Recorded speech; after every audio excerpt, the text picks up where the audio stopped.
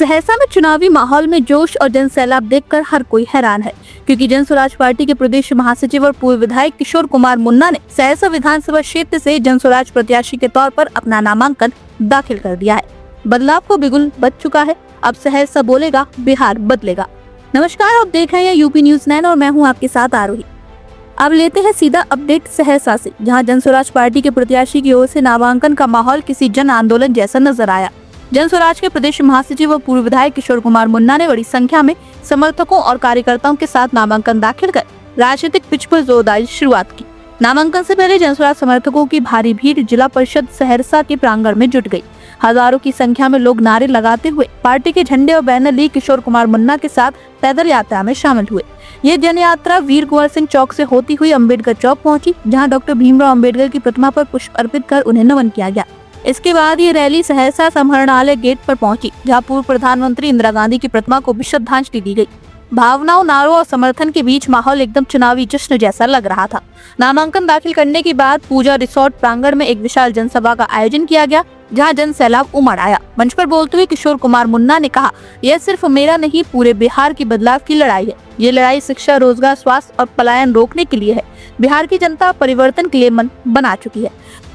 उन्होंने विपक्षी गठबंधनों एनडीए और महागठबंधन दोनों पर तीखा प्रहार करते हुए कहा कि सत्ता पाने के लिए सब एक दूसरे से मिल जाते हैं, लेकिन जनता को विकास के नाम पर केवल वादे मिलते हैं। उन्होंने कहा कि अब बिहार में जन स्वराज के संस्थापक प्रशांत किशोर के नेतृत्व में नया दौर शुरू हो चुका है और जनता उनके हाथों को मजबूती दे रही है। नामांकन हम किए हैं, लेकिन ये लड़ाई जनता की लड़ाई है। एक तरफ वो ताकत है जो बिहार के विकास को, बच्चों के भविष्य को, बिहार को पूर्णतः गरीब और कंगाल बना दिया है, और एक तरफ वो लोग हैं जो इस बदहाली से, गरीबी से निकालने के लिए बिहार को लड़ रहा है। उसी के बीच लड़ाई है, और इस लड़ाई में जनता बनाम वो भ्रष्टाचारी पार्टी है, अफसर है, जनता जीतेगी। एक तरफ महागठबंधन है, एनडीए है, और जन स्वराज के बीच में आप कहाँ दिखते हैं? दोनों एनडीए हो या महागठबंधन, दोनों एक ही चट्टे बट्टे हैं, कोई अंतर नहीं है। सिर्फ सत्ता के लिए लड़ाई लड़ रहे हैं। जन स्वराज सिर्फ सत्ता के लिए नहीं बना है, ये व्यवस्था परिवर्तन के लिए बना है। इसलिए आप देखे होंगे आज के नामांकन में जो नौजवानों की संख्या हो कितनी थी। सिर्फ सत्ता के लिए 35 साल से नीतीश जी, भाजपा और लालू जी, तेजस्वी जी ने मिलकर बिहार को गर्त में पहुंचा दिया है।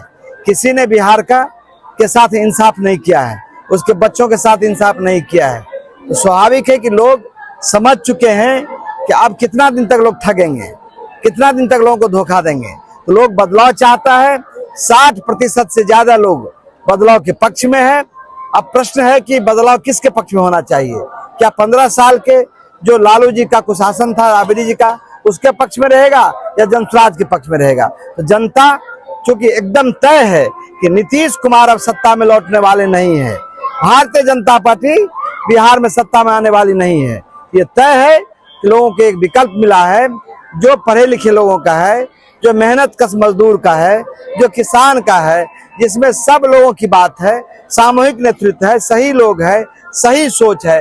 तो जनता ने तय कर लिया है कि इस बार जन स्वराज को जिताना। महागठबंधन में एक बार फिर खटपट शुरू हो गई है। मुकेश सहनी भी अब नाराज दिख रहे हैं। लोभी गांव में ठक उपास, आप समझ लीजिए।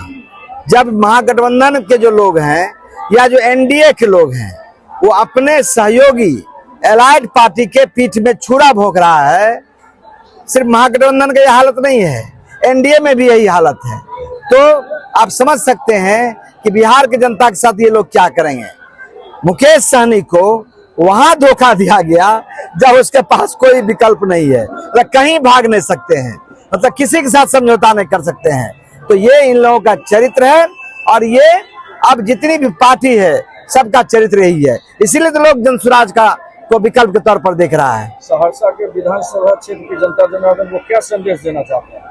सहरसा विधानसभा क्षेत्र की जनता के मन में संकल्प है, योगी जी आवे, मोदी जी आवे, ये लोग सिर्फ चुनाव में आते हैं, ये सिर्फ वोट मांगने आते हैं। ये तो बिहार के जनता के लिए कोई काम करने नहीं आते हैं। आप याद कीजिए, इसके 5 साल पहले भी आए थे योगी जी, मोदी जी आए थे। इनके आने से कोई फर्क नहीं पड़ता है। योगी जी आए हैं, मोदी जी आएंगे तो उनको बताना चाहिए कि 20 साल में बिहार इतना गरीब क्यों हो गया। 1990 में बिहार वही गरीब था, 2005 में उतने गरीब था, और 2025 में उससे भी ज्यादा गरीब है, उससे भी ज्यादा बदहाल है।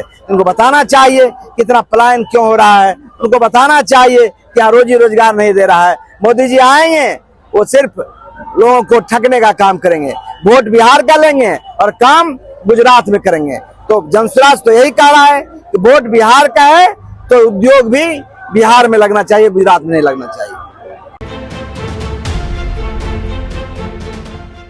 सहरसा के इस नामांकन में जिस तरह भीड़ उमड़ी, उससे ये संदेश साफ है कि जनसुराज पार्टी ने चुनावी मैदान में दमदार एंट्री ले ली है। ग्रामीण इलाकों से लेकर शहरी मतदाता अब बदलाव की बात करते हुए दिखाई दे रहे हैं। यहाँ की जनता शिक्षा और रोजगार को सबसे बड़ा मुद्दा मान रही है, वही जनसुराज की चुनावी रणनीति का केंद्र भी है। तो क्या बिहार की सियासत में जनसुराज की ये नई लहर कुछ बड़ा परिवर्तन लेकर आएगी? जवाब आने वाले दिनों में मिलेगा। लेकिन आज सहरसा ने दिखा दिया है, अब लड़ाई सिर्फ सत्ता की नहीं, व्यवस्था बदलने की भी है। यूबी न्यूज़ 9 के लिए सहरसा से मुरारी कुमार की रिपोर्ट।